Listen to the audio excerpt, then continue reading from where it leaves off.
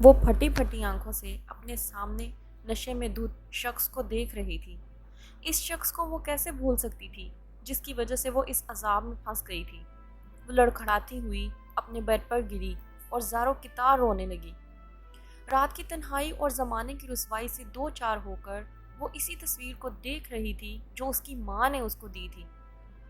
Excuse me میم، کسی مرد نے آمنہ کو پیچھے سے مخاطب کیا۔ آمنہ پیچھے دیکھے بغیر تیز رفتار سے چلنے لگی۔ وہ شخص بھی اس کے پیچھے پیچھے ہی تھا۔ یہ وہی لڑکا تھا جو کئی دنوں سے اس کا پیچھا کر رہا تھا۔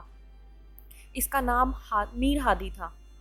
میر ہادی نے اسے کہا کہ میں تم سے بہت محبت کرتا ہوں اور آج کافی دنوں کے بعد ہمت کی ہے تم سے بات کرنے کی۔ یہ میرا نمبر ہے، مجھ سے بات ضرور کرنا۔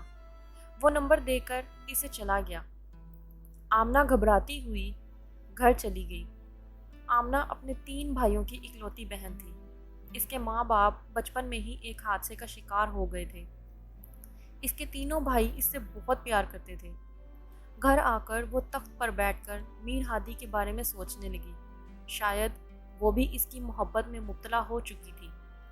کئی بار سوچنے کے بعد اس نے میر ہادی کا نمبر فون پر ملایا اور اس سے بات کرنے لگی۔ کافی دنوں کی باتوں اور ملاقاتوں کے بعد دونوں کے بیچ میں محبت پروان چڑھی۔ پاپا، آپ کو تو بخار تھا، آپ پھر بھی آفس چلے گئے؟ احمد ناراضگی کے عالم میں بولا تو میر ہادی مسکرا دیے۔ میر ہادی نے کہا، میں بالکل ٹھیک ہوں، میر ہادی احمد سے بہت محبت کرتے تھے۔ یہ ان کے بڑے بھائی اور بھابھی کا بیٹا تھا۔ اس کے والدین بچپن میں ہی کسی حادثے کا شکار ہو گئے تھے۔ تب سے ہی میر ہادی اور اس کی بیوی نے اسے اپنی اولاد بنا رکھا تھا، کیونکہ ان کی کوئی اولاد نہیں تھی۔ ایک دن آفس سے واپسی پر احمد نے میر ہادی سے پوچھا، 5 لاکھ روپے آپ نے کوٹھے کی گل بانو کو کیوں دیے ہیں؟ تو میر ہادی نے کہا کہ بیٹا میں نے اسے چیریٹی دی ہے۔ میر ہادی نے کہا، ہم بہت سے لوگوں کو چیریٹی دیتے ہیں لیکن ان کے بارے میں کوئی نہیں سوچتا، تو میں نے ان کو دے دیے۔ احمد نے کہا، پاپا آپ گریٹ ہو، دنیا کے سب سے اچھے پاپا آپ ہی ہو۔ اگر میرے اپنے پاپا ہوتے تو بھی مجھ سے اتنا پیار نہیں کرتے جتنا آپ مجھ سے کرتے ہیں۔ ایک دن آمنہ کو کسی لڑکے کے ساتھ اس کے بھائی نے دیکھ لیا تو گھر آ کر اس سے پوچھا کہ وہ کون تھا؟ تو آمنہ نے کہا کہ مجھے کالج سے دیر ہو رہی تھی اس لیے وہ مجھے چھوڑنے آیا تھا۔ بھائی غصے سے بولا، سچ سچ بتاؤ یہ لڑکا کون تھا؟ تو میں نے کہا کہ ہم دونوں ایک دوسرے سے محبت کرتے ہیں۔ بھائی نے اس کے کالج جانے پر پابندی لگا دی اور کہا کہ یہ گھر میں ہی رہے گی۔ آمنہ نے فوراً میر ہادی کو فون کیا اور سب بتا دیا۔ میر ہادی نے کہا کہ اگر تم مجھے سچ میں محبت کرتی ہو تو میں کل تمہارا انتظار۔ رات کو سب کے سو جانے کے بعد آمنہ گھر سے چلی گئی۔ میر ہادی اسے ہوٹل میں لے کر چلا گیا۔ وہاں تقریباً 15 دن رہے اور انہوں نے دنیا کے ہر لمحے کو خوب انجوائے کیا۔ ایک دن میر ہادی نے آمنہ سے کہا کہ تیار ہو جاؤ، میں نے تمہارے رہنے کا بندوبست کر لیا ہے اور جب تک میں اپنے ماں باپ کو نکاح کے لیے منا نہیں لیتا تم وہیں پر رہو گی۔ وہ آمنہ کو لے کر ایک کوٹھی میں چلا گیا۔ آمنہ اس جگہ کو دیکھ کر بہت حیران ہوئی کہ یہ کیسی جگہ ہے۔ میر ہادی آمنہ کو وہاں چھوڑ کر چلا گیا۔ وہ کوئی اور جگہ نہیں بلکہ ایک کوٹھا تھا، لیکن آمنہ سمجھ نہیں پا رہی تھی۔ 2-3 دن کے بعد جب آمنہ نے گل بانو سے کہا کہ میر ہادی ابھی تک اس کو لینے نہیں آیا تو گل بانو نے کہا کہ تم اتنی معصوم بھی نہیں ہو کہ یہ پہچان نہ سکو کہ یہ کون سی جگہ ہے۔ یہاں جو شخص ایک بار آ جاتا ہے وہ واپس نہیں جاتا، تو اسی کو اپنا گھر سمجھ اور یہیں پر رہنا شروع کر دو۔ آمنہ ان دنوں ماں بننے والی تھی۔ کچھ دنوں کے بعد آمنہ کے ہاں بچی پیدا ہوئی۔ اس کا نام شمع رکھا گیا۔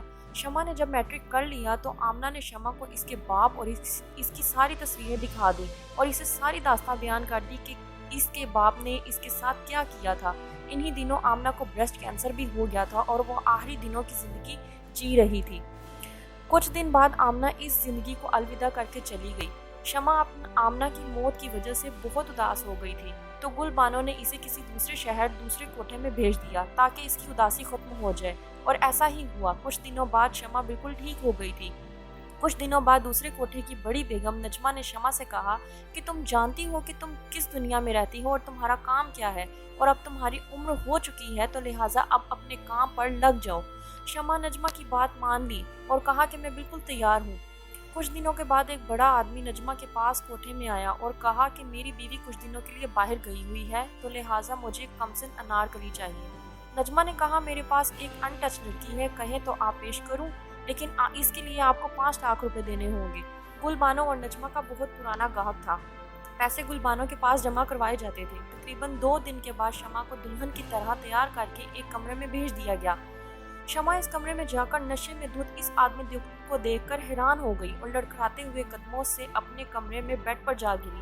آپ اس کی قسمت یہ دیکھیں کہ وہ آدمی کوئی اور نہیں بلکہ اس کا اپنا باپ تھا۔ وہ کافی دیر تک انہی تصویروں کو گھورتی رہی۔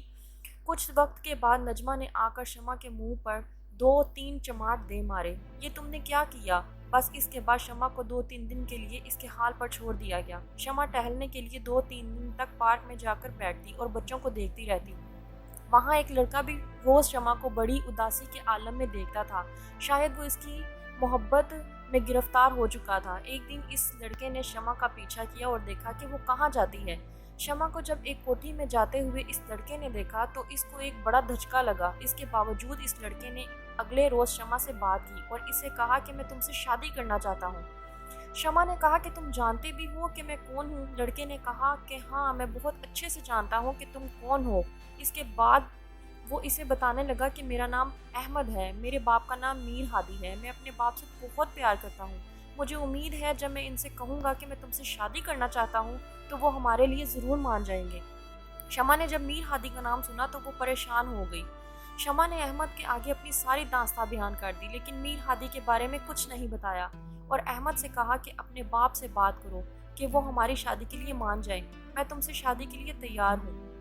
اگلے روز احمد نے اپنے باپ سے بات کی، لیکن وہ اس رشتے کے لیے تیار نہیں تھا۔ اس نے شمع کو فون کیا اور بتایا کہ پاپا نہیں مان رہے۔ شمع نے احمد سے کہا کہ اپنے گھر کا پتہ بتاؤ، میں تمہارے گھر آ کر تمہارے والد سے خود بات کروں گی۔ کچھ دیر بعد ڈور بیل بجی، میں نے دروازہ کھولا تو شمع کھڑی تھی۔ احمد نے شمع کا تعارف اپنی ماں سے کروایا اور کہا کہ یہ شمع ہے جس سے شادی کرنا چاہتا ہوں۔ شمع نے پوچھا کہ آپ میری شادی احمد سے کیوں نہیں کروانا چاہتی؟ سمیرا نے کہا کیونکہ تم ایک طوائف ہو۔ احمد نے کہا امی پلیز۔ شمع نے ہاتھ کے اشارے سے اسے روکا اور کہا کہ ہاں میں طوائف ہوں اور کسی کا گناہ بھی، مگر کیا آپ جانتی ہیں میری ماں کو طوائف کس نے بنایا تھا اور میں کس کا گناہ ہوں؟ میں نے اس کا جواب اس البم کے طور پر دیا جو شمع کی ماں نے اسے دیا تھا۔ وہ چونک گئی۔ یہ کیا ہے؟ انہوں نے چلاتے ہوئے بولا اور اپنے شوہر کو دیکھنے لگی۔ شمع نے کہا کہ میری ماں کو کسی اور نے نہیں بلکہ آپ کے شوہر نے طوائف بنایا تھا اور میں انہی کا گناہ ہوں۔ یا اللہ زندگی بھر بے اولاد رہے، بھائی کی اولاد کو باپ بن کر پالا، مگر بیٹی کی کمی ہمیشہ محسوس ہوتی تھی۔ آج ان کی بیٹی ان کے سامنے ہے تو کس روپ میں؟ وہ شرمندگی کے مارے زمین میں گرتے جا رہے تھے۔ یہ جھوٹ ہے احمد بولا، میرے باپ پر الزام لگا رہی ہو۔ شمع نے کہا کہ اگر نہیں یقین تو اپنے باپ سے پوچھ لو، بلکہ کچھ دن پہلے انہوں نے میرے سودے کے لیے بھی 5 لاکھ روپے دیے تھے۔ احمد غصے میں بولا، اوہ تو یہ تھی آپ کی چیریٹی۔ جان سے زیادہ پیار کرنے والے بیٹے کے دل میں آج اپنے باپ کے لیے نفرت تھی اور اس کی بیوی ایک زندہ لاش بن کر رہ گئی تھی۔ دوسری صبح میر ہادی اپنی آنکھوں میں شرم محسوس کر رہے تھے۔ وہ معافی مانگنے کے لیے کوٹھی پر گئے مگر وہاں انہوں نے پولیس کو دیکھا اور پریشان ہو گئے۔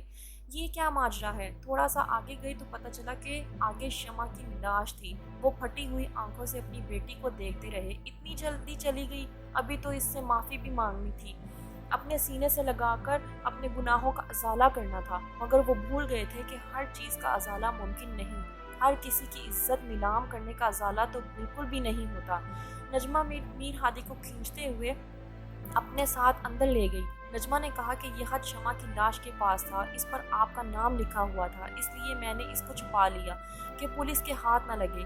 میر ہادی نے جب وہ کھولا تو اس میں لکھا ہوا تھا، آپ کو بابا جان کہوں یا ابا بولوں کچھ سمجھ نہیں آ رہی، لیکن برسوں سے جس آگ میں جھلس رہی تھی وہ آج بجھ گئی ہے۔